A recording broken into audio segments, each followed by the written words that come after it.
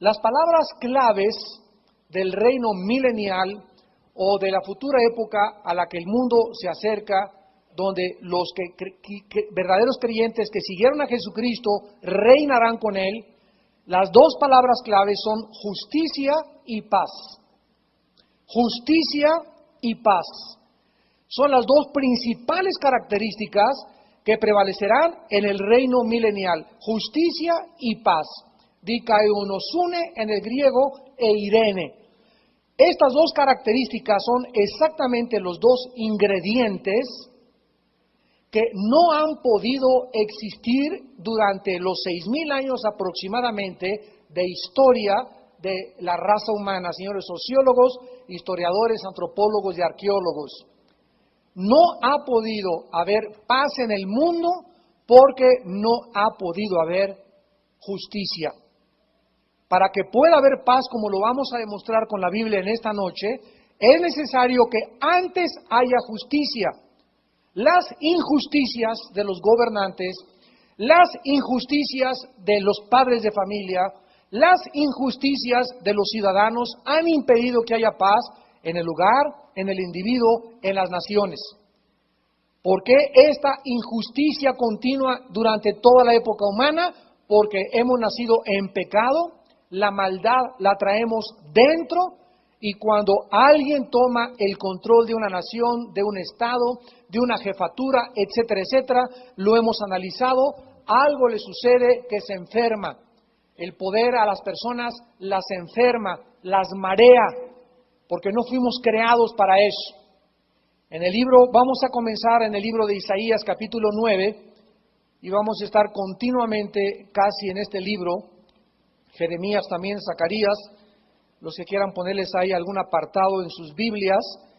Y en Isaías 9 comenzamos con esta profecía, precisamente, donde se anuncia que el Mesías sería el portador y el que realizaría o traería esta justicia y esta paz en el mundo cuando Él reinara. Dice en Isaías 9, versículos 6 al 7, porque un niño nos es nacido, hijo nos es dado, y el principado sobre su hombro, y se llamará su nombre admirable, consejero, Dios fuerte. Observen que a Jesús o al futuro Mesías, esta profecía fue escrita 750 años antes de que naciera Jesús, por el profeta Isaías. 750 años se profetiza que el Mesías se le llamaría Dios fuerte. ¿Se acuerdan también otro nombre que tenía, que era Emmanuel, que significa Dios con nosotros? O sea, el Mesías sería Dios en la carne, Padre eterno, príncipe de paz. Lo dilatado de su imperio y la paz no tendrán límite sobre el trono de David y sobre su reino, disponiéndolo y confirmándolo en juicio y en justicia desde ahora y para siempre. El celo de Jehová de los ejércitos hará esto.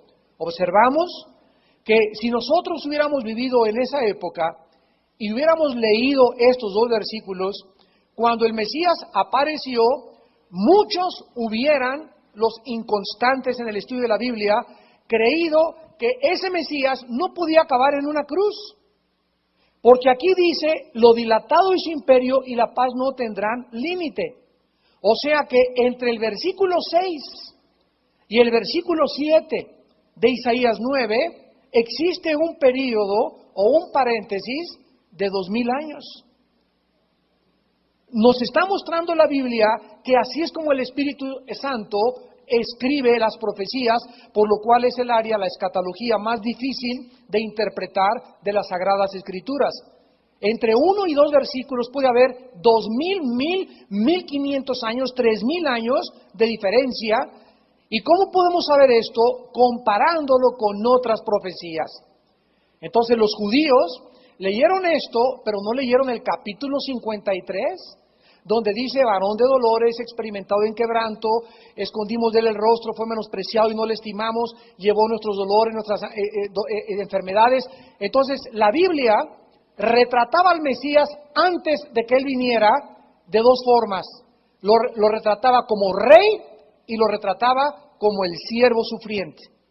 Pero los judíos no pudieron distinguir que primero era el siervo sufriente y después él regresaría después de 2000 años. Nadie sabía que iban a ser 2000 años el periodo de la gracia de la iglesia como el rey, y entonces sí, lo dilatado de su imperio y la paz no tendrían límite. Entonces vemos que la Biblia, para poder interpretarse, es necesario unir todas sus partes, como dice el Salmo 119, la suma de tu palabra es la verdad. La Biblia no podemos sacar un versículo por acá y trazar una doctrina, porque es la forma como se forman las sectas.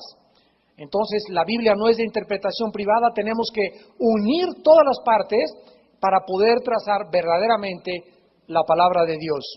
Veamos otro versículo en el capítulo 32 de Isaías. Isaías 32, versículo 17. Y el efecto de la justicia será paz.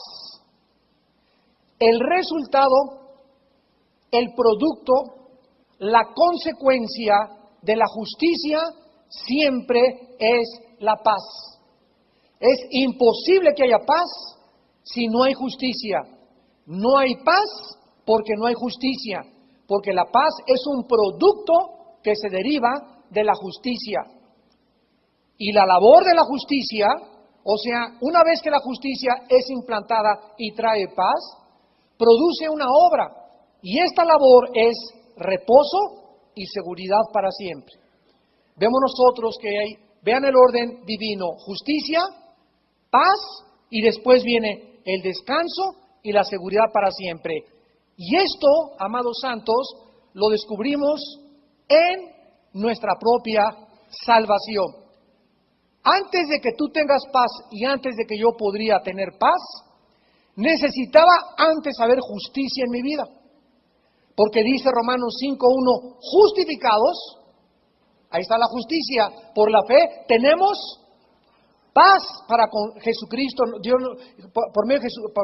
para Dios, por medio de Jesucristo nuestro Señor. Entonces, para que pudiéramos hacer la paz nosotros con Dios, tenía antes que cumplirse la justicia de Dios. Pero como nacimos todos injustos, dice Romanos 3:10, no hay justo ni aun uno, era una imposibilidad para el ser humano que tuviera la paz. Entonces llega el príncipe de la paz hace 2000 años, y en la cruz del Calvario, dice Colosenses capítulo 1, por medio de su sangre hace la paz. Entonces cuando vengo a la cruz del Calvario y recibo a Cristo, Dios primero me imputa una justicia que no es mía, la justicia de su Hijo Jesucristo. Y el resultado de que ahora Dios me declara inocente, la justificación por la fe significa declarar inocente al culpable. Cuando Dios nos declara inocentes por causa de la muerte sustitucionaria y expiatoria de Jesucristo, el resultado de la justificación es el primer fruto, la paz con Dios. Ya no soy enemigo de Dios, Dios ahora es mi amigo, yo le puedo decir Padre, Él me dice Hijo mío, es el primer resultado de la justificación, la paz. Y una vez que ya tengo la paz con Dios y que ya me convertí, viene después la paz de Dios. Una es la paz con Dios, subraya con, y la otra es la paz de Dios. Con Dios la tenemos todos en el momento de la conversión. Pero después de la conversión necesito mantener la paz de Dios a través de una vida de santidad. Y esta paz es la que debe gobernar mi corazón y me va a llenar, como dice Isaías 32:17, de descanso, de reposo y de seguridad. Si en esta noche hay alguien que me escucha que se dice cristiano y está tomando pastillas tranquilizantes, Equaniles, Valium, Prozac, antidepresivos, o necesita alcohol o necesita cualquier anestesia para poder sentirse seguro, tranquilo, calmado, porque no puede gobernar en sus 5 sentidos, el medio ambiente que le rodea no tiene paz. ¿Y por qué no hay paz? Porque en tu vida no hay comunión con Dios. En la presencia de Dios hay plenitud de gozo. Isaías 62. Todo esto lo tienen ustedes que seguir con mucha atención, tomando nota, escuchando con todos los oídos abiertos, porque repito, estamos ya no con la leche de la palabra de Dios, estamos partiendo chuletas, carne, alimento sólido para tu alma. Dice en el capítulo 62 de Isaías, por amor de Sión no callaré, y por amor de Jerusalén no descansaré, hasta que salga como resplandor su justicia y su salvación se encienda como una antorcha.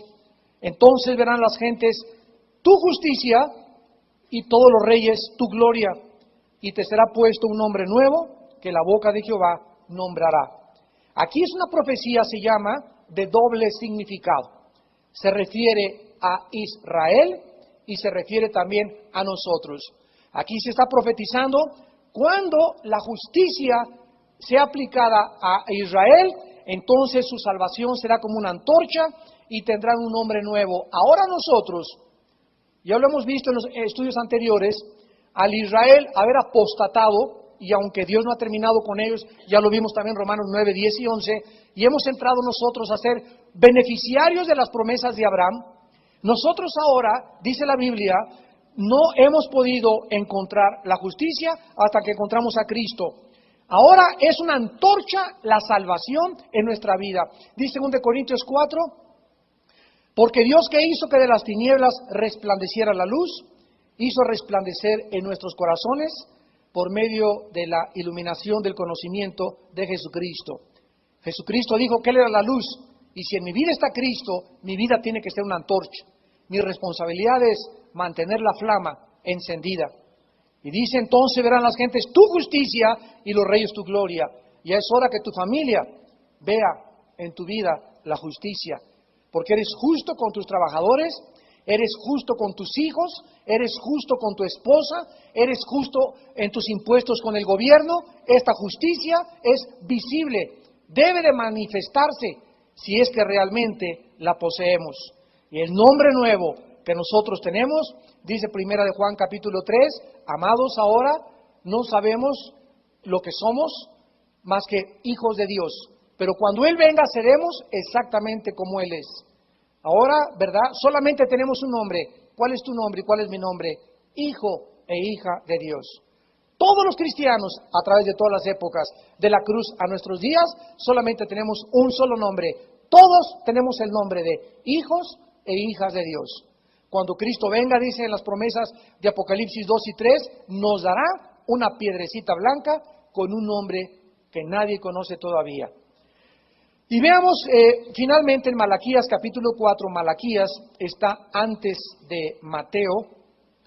Para que no te vayas más lejos, se encuentra Mateo, que es el primer libro del Nuevo Testamento, y Malaquías es el último libro del Antiguo Testamento, capítulo 4, donde estas profecías que estamos leyendo y esta lectura están hablando de que no puede existir la paz sin que antes haya la justicia, para entender el carácter espiritual del milenio.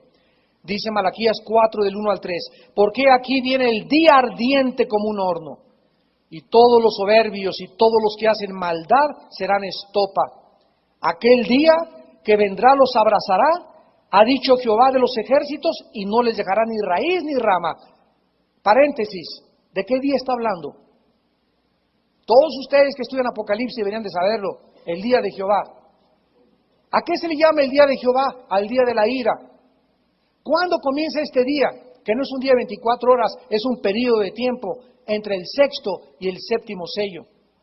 Si tú lees Apocalipsis 6, escondámonos de la presencia temible de Jehová y del Cordero, porque su ira ha venido. Y comienza con las trompetas. Ahí es cuando nosotros, ¡purum!, nos vamos en el arrebatamiento. No nos vamos antes, nos vamos en el momento en que cae la ira de Dios, el rapto viene y somos sacados de la tierra. La Biblia no dice que vamos a ser salvados de la tribulación en ninguna parte de la Biblia. No hay un solo versículo que diga eso, que vamos a ser salvos de la tribulación. Dice que vamos a ser salvos de la ira. Romanos 5, primera de Tesalonicenses capítulo 1, segunda de Pedro capítulo 3. Vamos a ser salvados de la ira. Una cosa es la tribulación, otra cosa es la gran tribulación, cuando comienza la persecución del anticristo y blasfema contra el templo, Mateo 24, y esta gran tribulación será cortada por los escogidos. Y el tiempo de la gran tribulación no sabemos cuánto es porque va a ser acortada, pero en cuanto acabe la gran tribulación, comienza la ira de Dios. y es lo que se nos promete, que seremos salvados. Entonces, este día que está hablando Malaquías es el día de la ira que comienza entre el sexto y el séptimo sello del libro de Apocalipsis. Versículo 2. Mas a vosotros, los que teméis mi nombre, nacerá el sol de justicia. ¿Quién es el sol de justicia? Jesucristo. Y en sus alas traerá salvación, y saldréis y saltaréis como becerros de la manada. Hollaréis a los malos, los cuales serán ceniza bajo las plantas de vuestros pies, en el día en que yo actúe, ha dicho Jehová de los ejércitos.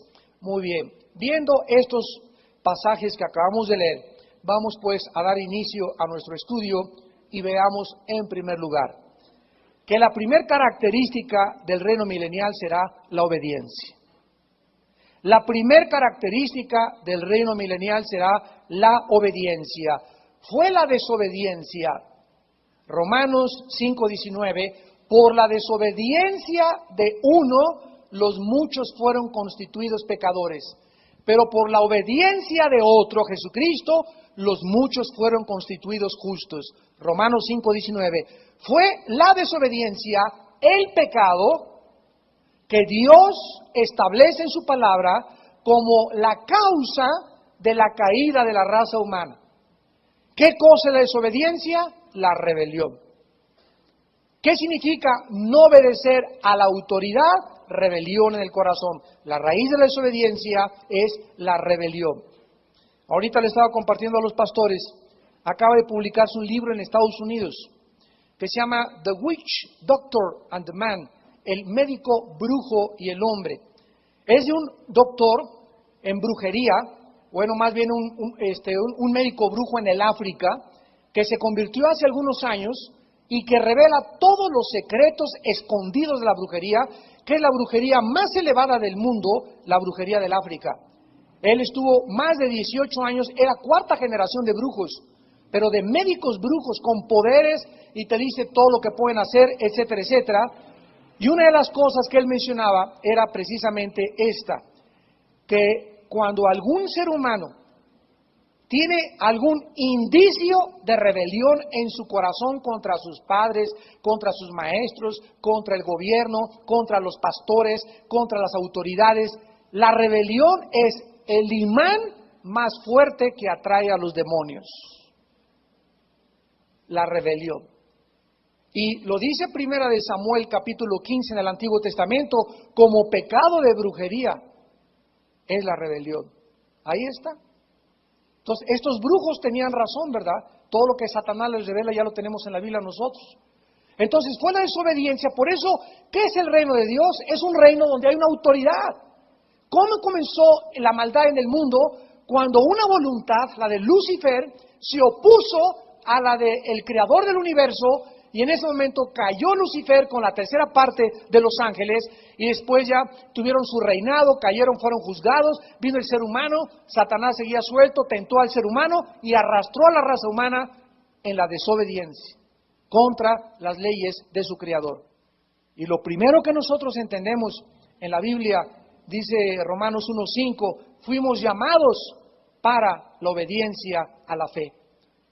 ¿Qué es un cristiano? Una persona que se ha encontrado con su creador y que entiende que no es Dios, que yo no voy a poner las reglas, que yo no voy a decir lo que es bueno, lo que es malo, no voy a depender de mi juicio, no voy a depender de mi propia opinión, vengo a someterme y a decirle, eres mi Dios y eres mi Señor. Señor significa kurios en el griego, amo absoluto. Amo absoluto. En el Imperio Romano, cuando un esclavo era comprado por un romano, se le perforaba la oreja y el esclavo pasaba a ser parte de las posesiones del amo. Si el esclavo se casaba, la esposa del esclavo era del amo. Los hijos del esclavo que tuviera con la muchacha eran del amo. Si algún día compraba algo, era del amo. No podía decirse dueño de nada. Y esta palabra se usa para que entendamos esto. Cuando vengo a Jesucristo, mi esposa es de Jesucristo, mi novia es de Jesucristo. Antes de que quieras ganar a tu novia para ti, tráele tu novia a Jesucristo, y si se la entregas a Jesucristo o a tu novio a Jesucristo, Él te la dará a ti. Pero no agarres, ¿verdad? Y amachines. No, para mí, ¿verdad? Esta es mía y nadie me lo quita, y nadie me lo quita. Espérame tantito, si esa persona no es un discípulo, nunca lo tendrás, ni tendrás la bendición de Dios. En este libro de la brujería, de este médico brujo, ojalá que pronto lo traduzcan, explicaba también él que cuando un matrimonio o una pareja de un hombre y una mujer se casan bajo la iglesia cristiana y son bendecidos por la iglesia cristiana, los demonios no pueden tocarlos, por lo menos por los primeros años. Pero si te casas fuera de la bendición de Dios, atraes por tu rebelión de casarte con el yugo desigual los demonios desde tu luna de miel. Así es como actúa el mundo de las tinieblas por la rebelión. La rebelión le abre la puerta a los demonios para que nos atormenten, nos persigan y finalmente puedan destruir. Entonces, la obediencia es realmente lo que nosotros necesitamos comenzar a manifestar. El cristiano es la persona que ha entrado a vivir en un reino y se ha sometido voluntariamente a la autoridad y a obedecer sus leyes. Dice en Juan 14:15, si me amáis, guardáis mis mandamientos. No hay manera de demostrar que amamos a Dios más que obedeciendo lo que Él nos manda en su palabra. La rebelión en el reino milenial, veámosla en Isaías 65, la rebelión, o sea, en el reino milenial, aunque la obediencia será la primera característica, en el momento en que alguien en el reino milenial se rebele, entonces será inmediatamente castigada con la muerte. No se permitirá levantamientos subversivos en el milenio, serán aplastados inmediatamente con la muerte. Esta es la razón por la cual Dios estableció la pena capital. Nosotros vemos la pena capital como una tragedia, quitar la vida a un ser humano, sin embargo, a los ojos de Dios, esa persona perdió el derecho a seguir viviendo cuando se convierte en una amenaza a tus hijos, a mis hijos, a la sociedad, al mundo entero. No se aplica por la injusticia de los gobiernos que se aprovechan de condenar a los inocentes, pero ante los ojos de Dios, la rebelión, aún en los hijos, en el libro de Deuteronomio, bajo la ley, era penada por la muerte. Los hijos rebeldes pasaban por la pena capital. Así ve tan grave Dios la rebelión, porque la rebelión infecta, la rebelión contamina inmediatamente. Dice Isaías 65, versículo 17 al versículo 20. Porque he aquí que yo crearé nuevos cielos y nueva tierra, y de lo primero no habrá memoria, ni más vendrá el pensamiento. Más os gozaréis y os alegraréis para siempre en las cosas que yo he creado, porque he aquí que yo traigo a Jerusalén alegría y a su pueblo gozo. Este contexto nos habla del reino milenial. Y me alegraré con Jerusalén y me gozaré con mi pueblo. Nunca más se oirán en ella voz de lloro ni voz de clamor. No habrá más allí niño que muera de pocos días, ni viejo que sus días no cumpla, porque el niño morirá de 100 años y el pecador de 100 años será maldito. O sea que una persona que tenga 100 años en el milenio es un niño. Equivaldría tal vez a 10 años de los nuestros, porque vamos a llegar a 1000 años. Entonces, si un niño de 10 años hay un síntoma de rebelión durante el milenio, será aplastado inmediatamente. En Zacarías 14, versículo 16 al 19, Zacarías 14, versículo 16 al 19, dice la Biblia, todos los que sobrevivieren de las naciones que vinieron contra Jerusalén, subirán de año para adorar al Rey, a Jehová de los ejércitos, y a celebrar la fiesta de los tabernáculos. Y acontecerá que los de las familias de la tierra que no subieren a Jerusalén para adorar al Rey, Jehová de los ejércitos, no vendrá sobre ellos lluvia. Vemos nosotros que cualquiera que desobedezca en el tiempo del milenio que van a ser los que van a entrar los sobrevivientes de la Tercera Guerra Mundial, los que sobrevivieron contra la guerra de Jerusalén, porque Jerusalén va a ser la mecha que encienda la Tercera Guerra Mundial. Estos sobrevivientes que no vayan a la fiesta de los tabernáculos a Jerusalén, Dios inmediatamente enviará juicio sobre sus tierras, falta de agua. En segundo lugar, la segunda característica del milenio será la paz universal. La primera es la obediencia, la segunda, la paz universal. Veamos esta verdad en Isaías capítulo 2. La paz universal. Quiero antes recordarles el significado de la palabra paz. Durante la época de los famosos Beatles, los cantantes ingleses que introdujeron el fumar marihuana en los 60s a la juventud, y de quien el jefe de ellos, John Lennon, dijo que él era más grande que Jesucristo y más famoso que Jesucristo. Estos chulis, ¿verdad? Este cuarteto de cantantes ingleses que introdujeron las drogas literalmente al mundo de la juventud, tenían una canción y pusieron de moda Peace and Love. Hicieron un círculo hacia abajo con una cruz caída. O sea, no es la cruz de Cristo la que trajo la paz, sino lo que la pusieron. El mundo, la rueda arriba de la cruz significa el mundo está arriba de la cruz.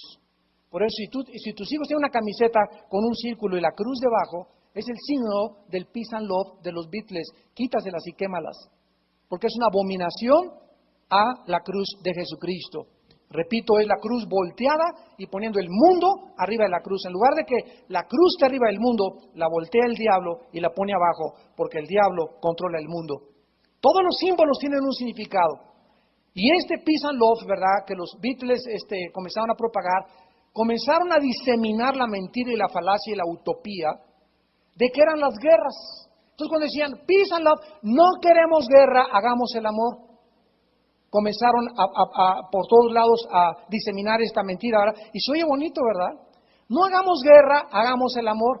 Y entonces, ¿qué hicieron? Comenzaron los famosos hippies a vivir en comunas, en comunidades, y se comenzaron a juntar y vivían 3 cuates, ¿verdad? 3 muchachos con 5 mujeres, 7 mujeres con 5 hombres, 10 mujeres con 15 hombres, y se llamaban comunidades hippies. Aquí en México, ya por todos lados, en Valle de Bravo se juntaban los principales, el grande concierto que hubo ahí, etcétera, etcétera. Pregúntale a mi hermano Alejandro traía la greña hasta por acá, y traía su símbolo, y peace and love, queremos rock. Me acuerdo también de mi hermano, no quiero ver ahorita, que es pastor. Y toda en esa época, ellos trataron de hacer creer que era eso. Entonces, ellos protestaban contra la guerra y contra la hipocresía de los adultos, y desarrollaron una generación donde los muchachos no sabían quién era su papá ni quién era su mamá. Entonces, dense cuenta ustedes la hipocresía, ¿verdad?, de la gente, aquellos, no, que ustedes los adultos por acá, y ellos que protestan hacen cosas peores que eso, atribuyendo la causa de los problemas, las guerras, sin saber que es el país de Alicia en el País de las Maravillas. De 6,000 años de historia, de acuerdo al Instituto para la Investigación de la Paz, en Suecia y Estocolmo, de 6,000 años de historia del ser humano, solo ha habido 25 años de paz. De 6,000 años de historia. O sea que la historia del ser humano se puede considerar como guerra tras guerra, tras guerra, tras guerra, tras guerra. Todas las épocas, todas las generaciones han tenido guerra unos con otros. Salvajes contra salvajes, bárbaros romanos contra estos, conquistar, manipular, someter. Ha sido, y estamos ahorita al borde de una tercera guerra mundial también, donde ya Irán está amenazando con una bomba atómica, Irak es una olla hervida que va a explotar, Siria amenazando también con seguir entrenando terroristas, el Líbano escondiendo también a terroristas, amenazando aquí Estados Unidos, en Centroamérica dictaduras, problemas de drogas, problemas de narcotráfico. El mundo está ahorita incendiándose totalmente, y el blanco son los niños. De eso hablaré alguna otra ocasión, pero en Isaías 2, versículo 4, dice que durante el milenio se juzgará entre las naciones y reprenderá a muchos pueblos, y volverán sus espadas en rejas de arado, sus lanzas en hoces. No alzará espada nación contra nación, ni se adiestrarán más para la guerra. Este versículo Isaías 2:4 se encuentra en la entrada en Nueva York del edificio de las Naciones Unidas. Si tú vas a Nueva York y entras al edificio de las Naciones Unidas, ahí está grabado en la piedra Isaías 2:4. Cuando se inició en 1948 la Liga de las Naciones, que votaron para que regresara el 14 de mayo Jerusalén, los israelitas comenzaron a desarrollar y a comenzar a predicar la palabra. Se olvidaron de eso, pero quedó impreso en la entrada del edificio de las Naciones Unidas en Nueva York, Isaías 2:4. En tercer lugar, la tercera característica del milenio será un cambio en las plantas y en los animales feroces.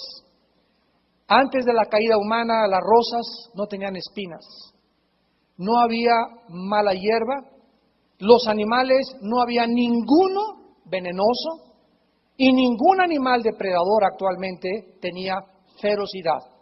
Los leones comían paja, los leopardos, las hienas, todos los animales que había no atacaban, ni existía la ley del más fuerte, de la sobrevivencia del más fuerte, que después aprovechó los evolucionistas para decir que es la ley de la evolución. La ley del que sobrevive es la del más fuerte. Sin embargo, el pecado humano, vayamos a Romanos 8 en el Nuevo Testamento y veamos que este cambio ecológico, este cambio espiritual,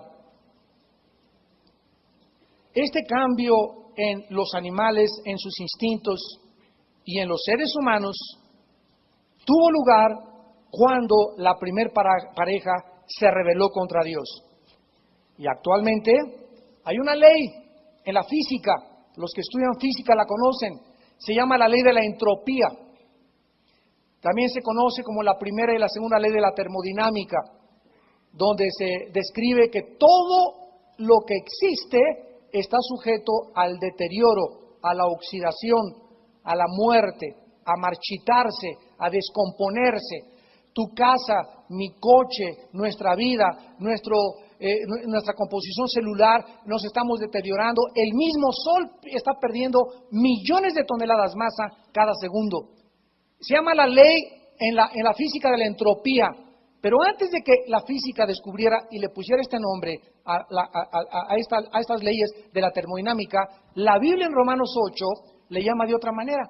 Veamos lo que dijo el apóstol Pablo hace 2000 años en Romanos 8, versículo 20 en adelante. Romanos 8:20, porque la creación fue sujetada a vanidad. Esto significa vaciedad, hueco.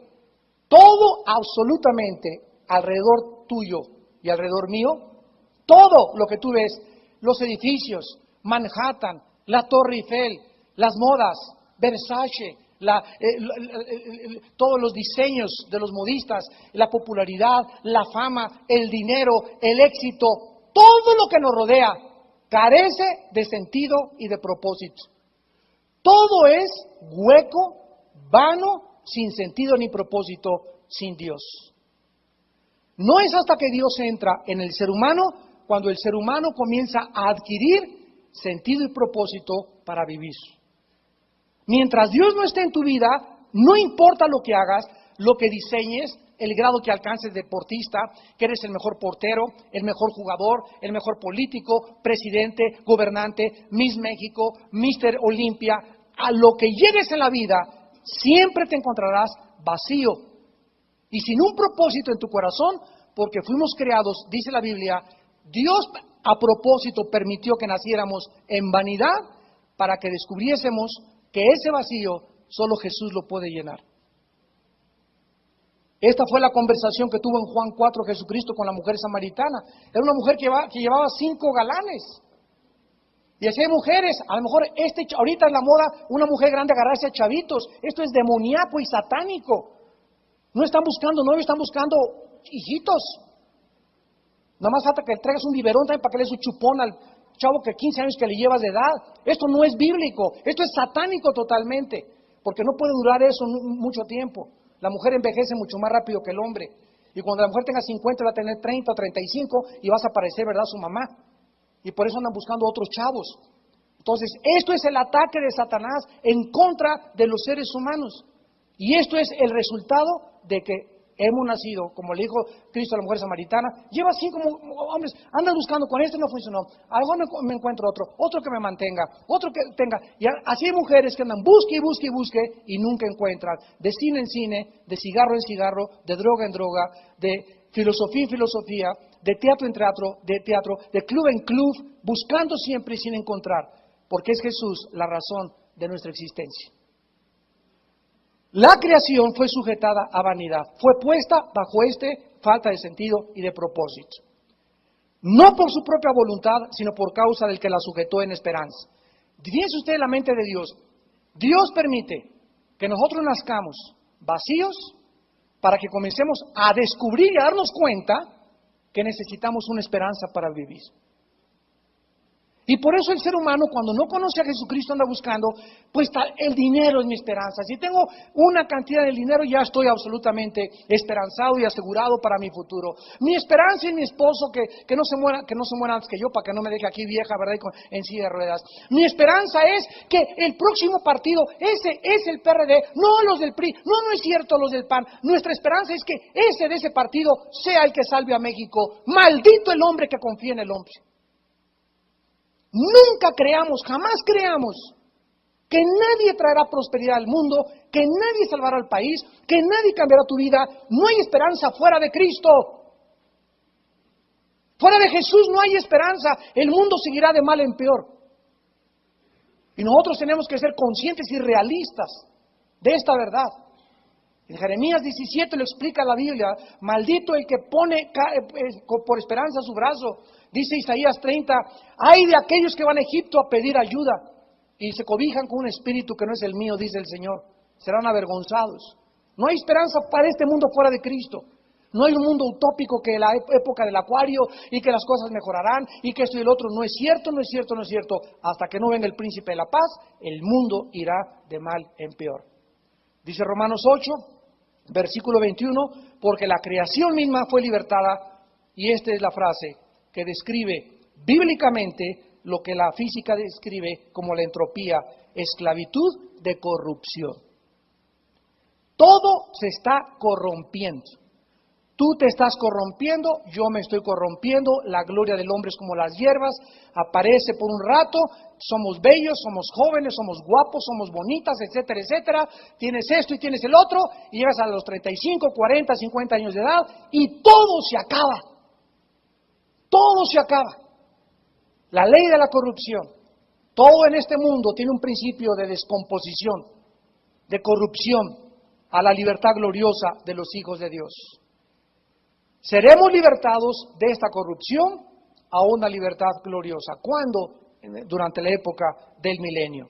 Habrá un cambio total en la ecología y en todo lo que existe.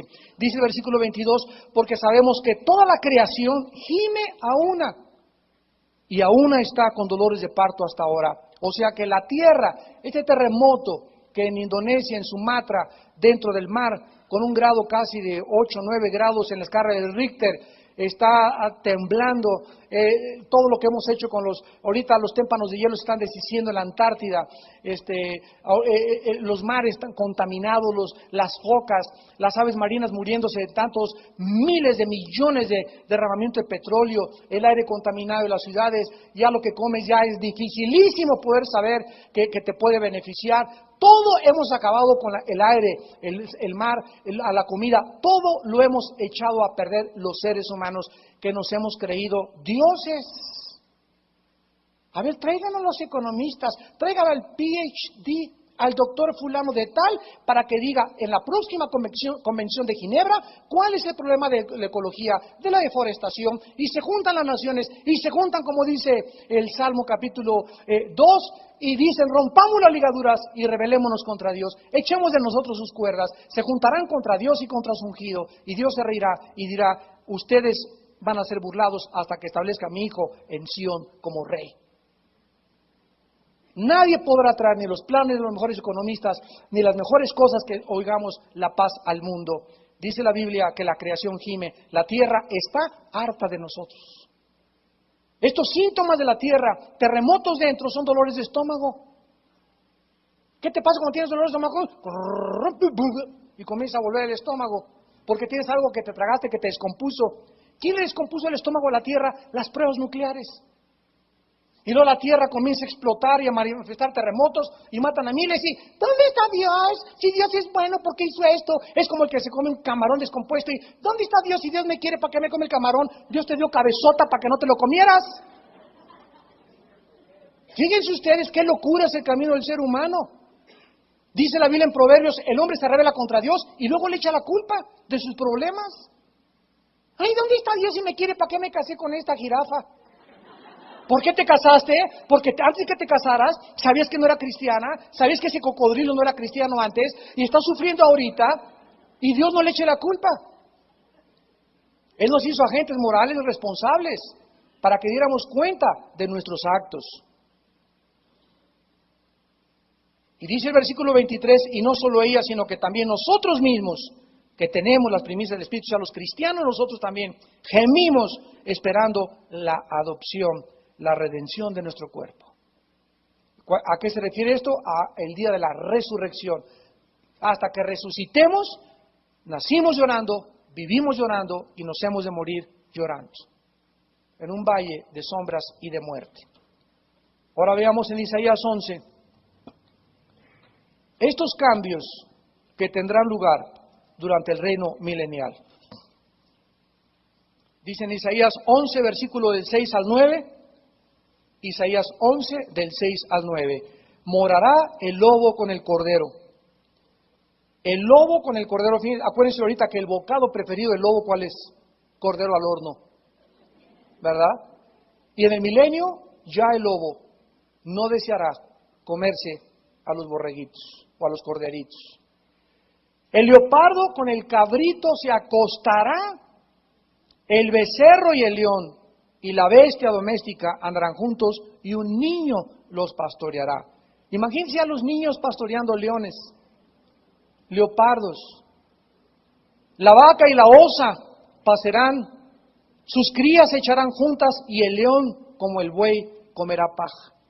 Porque ya no habrá ferocidad, porque regresará a su estado original la creación. Antes de la caída del ser humano, los animales no eran feroces, no comían carne, ni el ser humano comía carne. Antes de la caída, el hombre era vegetariano, al igual que los animales. Entró el pecado y esto fue transformado. Y Dios le permitió al hombre comer carne y le permitió a los animales matarse unos a otros para sobrevivir por el pecado del ser humano. Nosotros contaminamos los árboles, las espinas de las rosas, la ferocidad de los animales, el veneno de los animales, es por causa del pecado del ser humano. Porque Dios puso todo a nuestros pies y en el momento en que caímos, arrastramos junto con nosotros a toda esa creación de Dios. Y lo mismo pasa en la familia.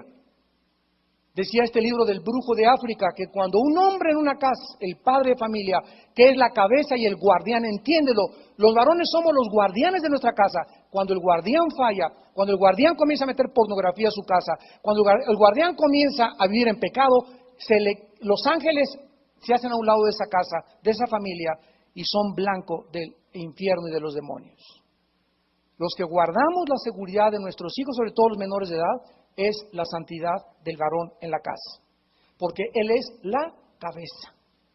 Y al que mucho se le da, mucho se le pide. A grandes privilegios, grandes responsabilidades. Ah, ¿verdad, mujeres? Ahora no quieren ser la cabeza ustedes, ¿verdad? Claro que no, no le saquen. Y en último lugar, no solamente en el milenio no habrá ferocidad, no habrá plantas con espinas, etcétera, etcétera, sino que también en el milenio no habrá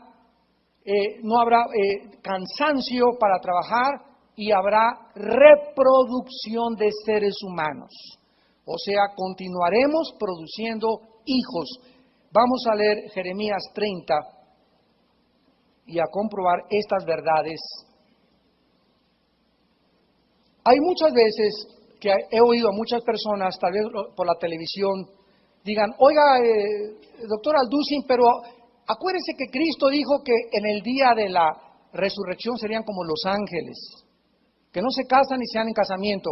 Miren, síganme con cuidado. Tenemos que estudiar la Biblia profundamente. Todos los acontecimientos y los eventos que estamos estudiando se van a ir desarrollando progresiva y paulatinamente. En Hechos capítulo 3, cuando Pedro anuncia la sanidad del cojo, anuncia que arrepiéntanse y conviértanse y vendrán tiempos de refrigerio.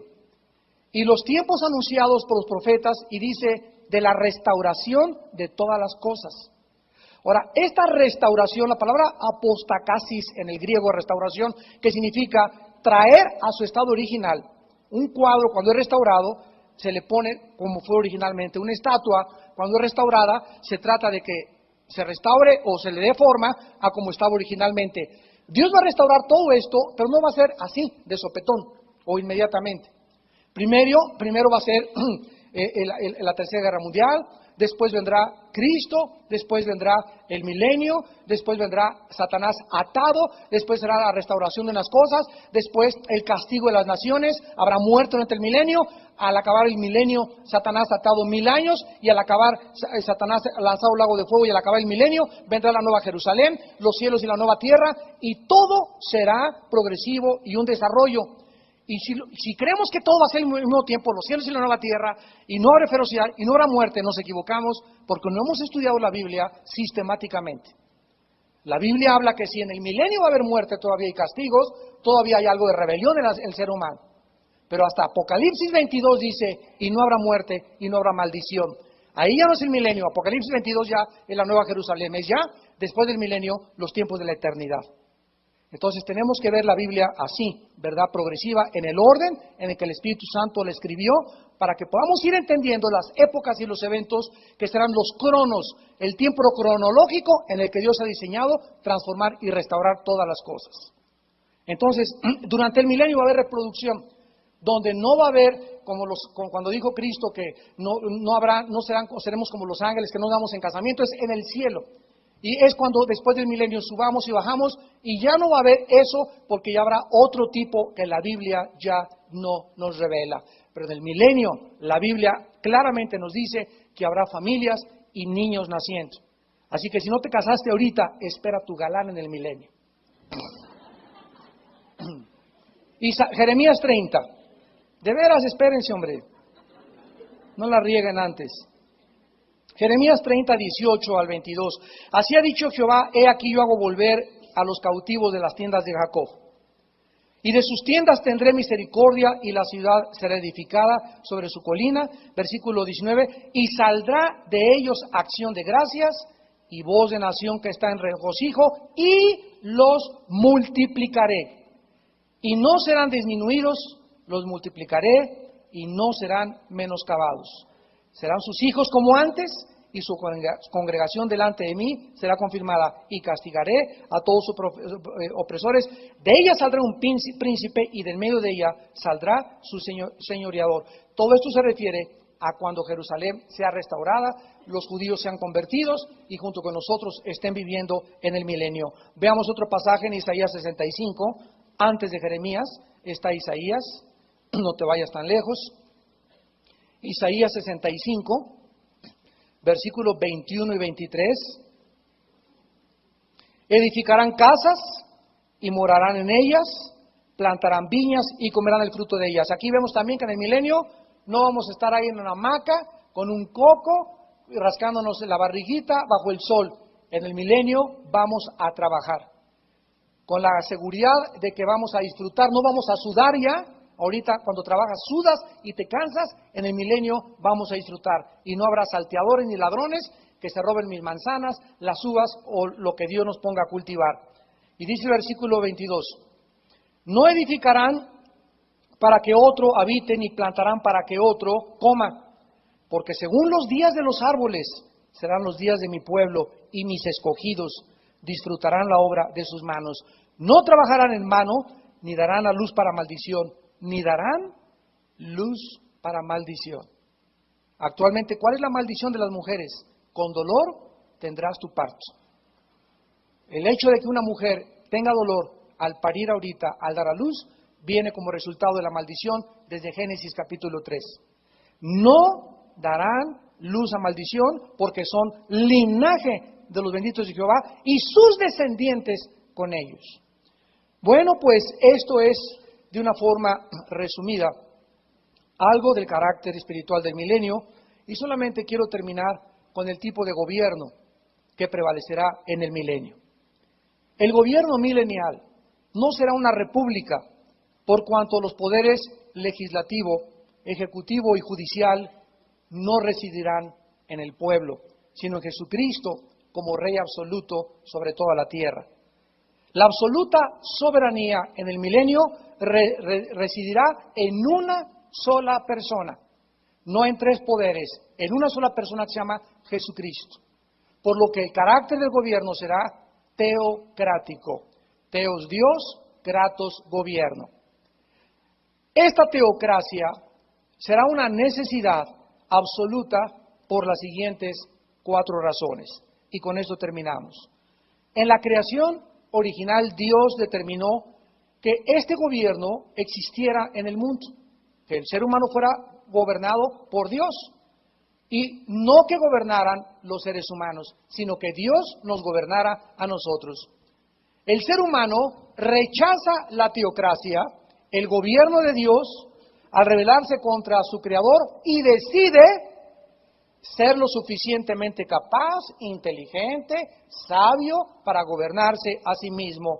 Y ahí nacieron las democratos, o la democracia, el gobierno del pueblo, donde el pueblo va a decidir de rey, el pueblo va a decidir qué gobernador, el pueblo decidirá por quién votar, el pueblo tiene la suficiente capacidad y madurez para elegir a sus gobernantes. Y aunque actualmente es una de las mejores formas de gobierno, la democracia, comparada con dictaduras, oligarquías, etcétera, etcétera, es realmente un sistema de gobierno totalmente, ¿verdad?, superficial comparado con el gobierno teocrático, ya que sabemos que en la democracia como tal no es cierto que el pueblo vota por sus gobernantes.